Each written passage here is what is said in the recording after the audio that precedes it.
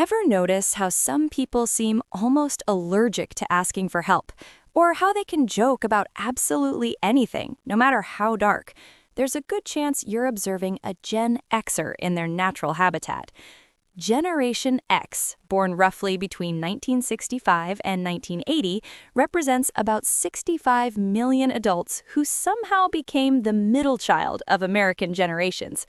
Sandwiched between the idealistic boomers and the digitally native millennials, Gen X developed a psychological profile so distinct that understanding it helps explain everything from modern workplace dynamics to why your Gen X friend never posts on social media.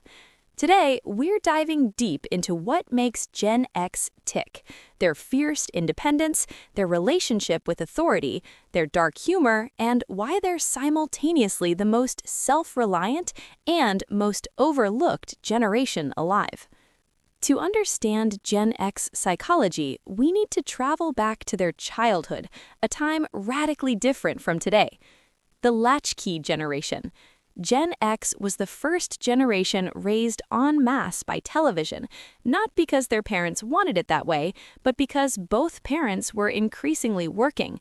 The term latchkey kid became synonymous with Gen X, children who came home to empty houses, let themselves in, and managed their own afternoons. This wasn't neglect in the traditional sense. It was economic necessity meeting social change. Divorce rates skyrocketed during the 1970s and 80s, peaking at nearly 50%. Gen X watched their parents' marriages dissolve at unprecedented rates, teaching them early that stability was an illusion and emotional dependency was risky. Benign neglect. Psychologists sometimes call this period benign neglect. Kids rode bikes without helmets, played unsupervised until dark, and navigated childhood with minimal adult intervention. There were no play dates scheduled 6 weeks in advance, no helicopter parents hovering over every decision. This forced independence wasn't always comfortable, but it became formative. Gen X learned to solve their own problems, entertain themselves, and develop what psychologists call an internal locus of control, the belief that they, not external forces, control their destiny. Radical self-reliance. The defining psychological characteristic of Gen X is self-reliance bordering on isolation. They learned early: don't wait for rescue, don't expect praise, don't assume anyone's coming to help. This manifests in fascinating ways. Gen X is significantly less likely than other generations to seek therapy, ask for help at work, or share personal struggles on social media. It's not that they don't struggle, they just handle it privately. Research shows Gen X reports high levels of stress but low levels of help-seeking behavior. They're the generation most likely to say, "I'm fine," when they're absolutely not fine.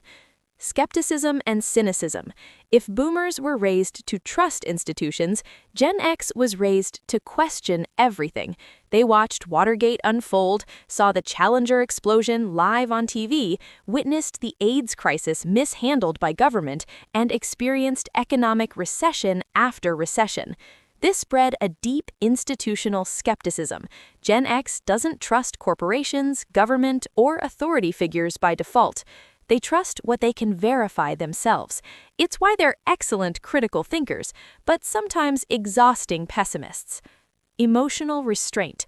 Unlike millennials and Gen Z who've embraced emotional vulnerability, Gen X learned to keep emotions close to the chest. Showing vulnerability was seen as weakness. Complaining meant you couldn't handle it. This emotional stoicism has pros and cons. Gen X developed remarkable resilience. They can handle crisis after crisis without falling apart. But it also means they struggle with emotional intimacy and often use humor, particularly dark humor, as a defense mechanism. Media and reality checks. Gen X was shaped by media that didn't coddle them. MTV showed the raw side of youth culture. Movies like Reality Bites and Fight Club reflected their disillusionment. Grunge music, led by bands like Nirvana and Pearl Jam, gave voice to their angst and alienation. This media diet reinforced a particular worldview. Life is messy, authenticity matters more than success, and selling out is the ultimate sin. Economic instability. Gen X entered the workforce during multiple recessions. They graduated into weak job markets, watched corporate layoffs, got the promise of lifetime employment, and learned that loyalty to a company was a one-way street. This economic uncertainty reinforced their self-reliance. They became masters of adaptation, side hustles, and making do with less. Unlike boomers, they never expected a gold watch at retirement. Unlike millennials, they didn't expect participation trophies. In the workplace, Gen X makes up a huge portion of middle management, and their psychological traits show up clearly. They value competence over credentials, results over process, and independence over collaboration. They're the bosses who say, "I don't care how you do it, just get it done." They hate micromanaging and hate being micromanaged. They'll give you autonomy but expect you to deliver. This can clash with younger workers who want more feedback, more structure, more validation. Gen X genuinely doesn't understand why you need constant reassurance. They never got it and turned out fine. Debatable, but that's their narrative. In relationships, Gen X approaches relationships with cautious realism. They have lower marriage rates than previous generations and higher divorce rates than they'd like, but those who stay married tend to have pragmatic, less romanticized partnerships. They're not waiting for soulmates or perfect matches. They're looking for someone who can handle their independence, appreciate their dark humor, and won't expect them to share every feeling. As parents, Gen X swung the pendulum back from their own neglected childhoods, but not as far as millennials. They're more protective than their parents were, but less hovering than helicopter parents. They want their kids to be independent and capable, but they also recognize the world is more dangerous than the one they grew up in. It's a constant balancing act between figure it out yourself and let me make sure you're okay. Gen X is often misunderstood as apathetic or cynical, but that misses the point. Their skepticism isn't apathy, it's protective realism. Their independence isn't coldness, it's survival. Their greatest strengths are often overlooked. They're incredibly adaptable, having navigated massive technological and cultural shifts. They're problem solvers who don't need hand-holding.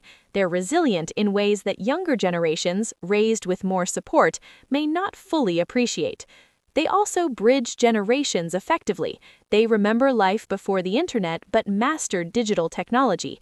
They can relate to both boomers and millennials, even if neither fully understands them.